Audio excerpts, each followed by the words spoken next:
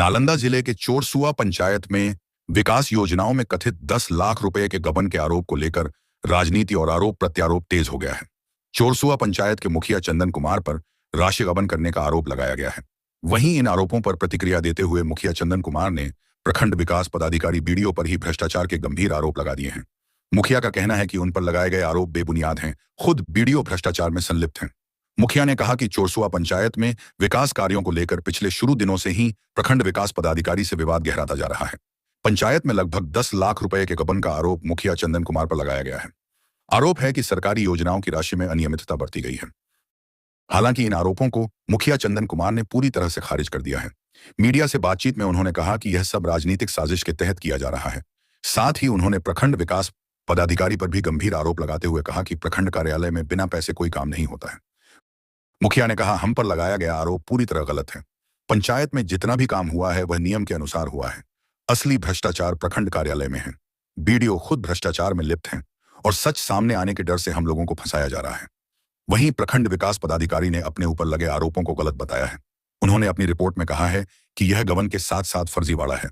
जिला लोक शिकायत निवारण पर अधिकार में मुखिया ने गलत साक्ष्य उपलब्ध कराकर गबन दोष से खुद को मुक्त कर लिया था। बैंक खाता के जांच में गबन का खुलासा हुआ है। यह गबन लेवरमेंट के माध्यम से की गई है।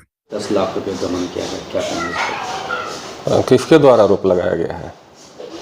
बीडीओ के द्वारा आरोप लगाया। तो पहले ये जान लीजिए कि जो आरोप लगाया गया है वो बिल्कुल ही पहले निराधार है और कहीं उसका कॉन्सेप्ट है ही नहीं।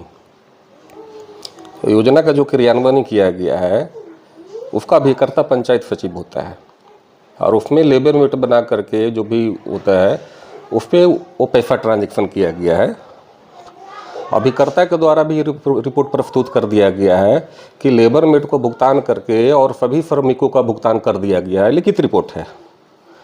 ऊपर से जेई का भी रिपोर्ट है कि सभी योजना का निरीक्षण किया गया, स्थल जांच किया गया, नियम के अनुसार सभी कार्य जो है सही पाया गया है। तो ये कैसे अनियमितता हुआ और कैसे गबन हुआ, हमको ये वीडियो साहब प्रूफ करें। दूसरी बात, नियम कहता है कि किसी भी सरकारी खाते से, सरकारी खाता का मतलब पंचायत का खाता, कि पंचायत के खाते से किसी प्रतिनिधि पर या प्रतिनिधि के एजेंसी पर पैसा ट्रांजैक्शन नहीं होना चाहिए। तो पंचायत के खाते से यदि मेरे खाते के ऊपर कोई राशि ट्रांजैक्शन हुआ है तो प्रूफ करें, और यदि ऐसा पाया जाता है तो उसी दिन मैं मुखिया पद से रिजाइन कर दूंगा।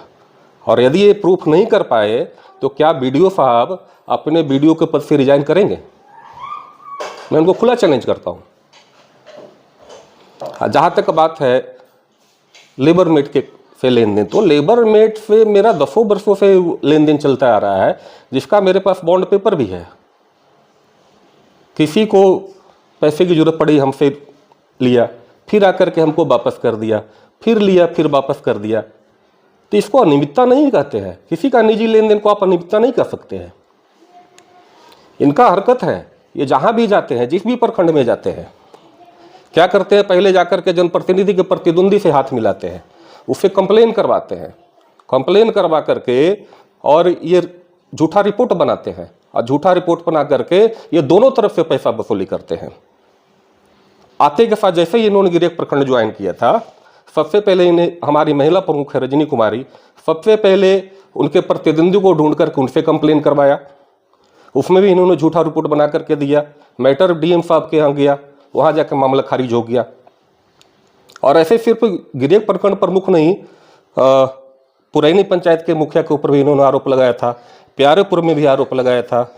यहाँ तक कि किसी स्टाफ को ये नहीं छोड़े हैं। इनके ऊपर तो इतना आरोप है कि तत्कालीन पंचायत सचिव का अरविंद कुमार जो सेवानिवृत्त हो गए थे, उनका सर्विस बुक भेजने के लिए इन्होंने उनसे राशि डिमांड किया, जिसका लिखित शिकायत उन्होंने डीएम साहब को दिया कि हमसे इतना राशि बीडीओ साहब मांग कर रहे हैं। वो मैं आपको प्रस्तुत कर दूंगा। कितने लोगों पर बीडीओ साहब अभी तक एफआईआर दर्ज करा चुके हैं? ये जितने भी प्रखंड में गए हैं, ये जितने भी प्रखंड में गए हैं, चाहे वो सहरसा जिला का फतरकटैया ब्लॉक रहे, रोहतास जिले का सूरजपुरा ब्लॉक रहे, गया जिले का खिजरसरा ब्लॉक या नालंदा जिले का गिरियक ब्लॉक, ये जहां भी गए हैं किसी न किसी कारण से जो है ये जानबूझ करके जनप्रतिनिधियों को फंसाते हैं। इनका केस करना एक इनका पैशन है, शौक है, और ये केस कर करके जो है झूठा केस कर करके लोगों से पैसा वसूलते हैं। अभी तक ये अकेले सिर्फ सत्र कटैया ब्लॉक में ये 10 लोगों पर एफआईआर कर चुके हैं और सब मिलाकर के अभी तक ये 22 लोगों पर केस दर्ज कर चुके हैं। यहाँ तक कि इन्होंने पहले एक प्रखंड में एक अंचलाधिकारी के ऊपर भी जान से मारने की धमकी देने का आरोप लगाया है, जिसका भी मेरे पास वो प्रूफ है। तो इनका ये पेशा है, इनका ये नेचर है। तो क्या लगता है आपको राजनीति के तहत फंसाया जा रहा है?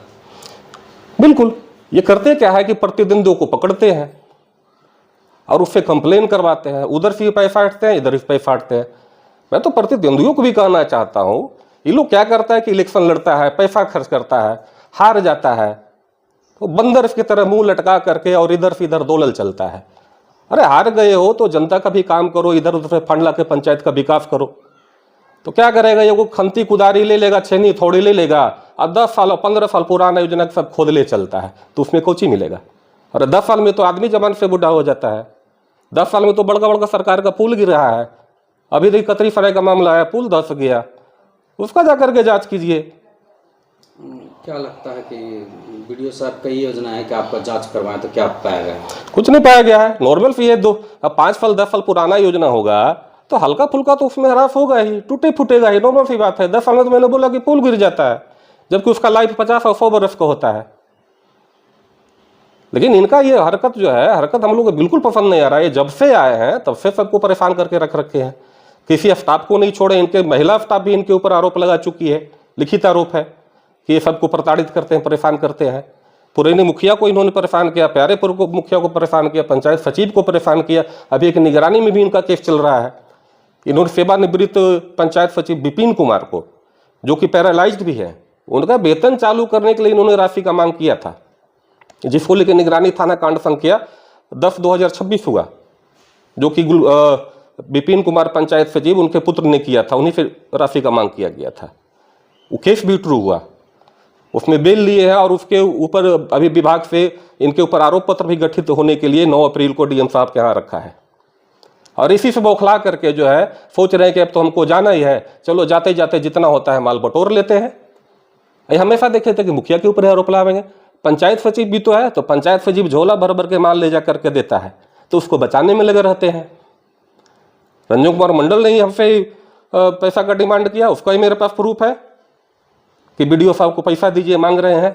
हमने उसमें कहा है कि किस बात का पैसा देंगे उनको, हम हमारा काम सही है, तो पैसा नहीं दीजिएगा तो जांच करेंगे, कि जिसको जांच करना करके जांच कर ले। ये तो यहाँ तक आरोप लगाता है कि मुखिया का सब जगह मिली भगत है, जिला में सब ले दे करके काम करता है। तो यही एक ठो बड़का ईमानदार आदमी हो गए हैं। जिला में सब डीएम डीडीपी डीपीआरओ सब के सब भ्रष्ट है, आई बड़का दुनिया को कोई ईमानदार आदमी आ गए हैं। क्या नाम लिखते हैं? चंदन कुमार, मुखिया चोरसुआ पंचायत।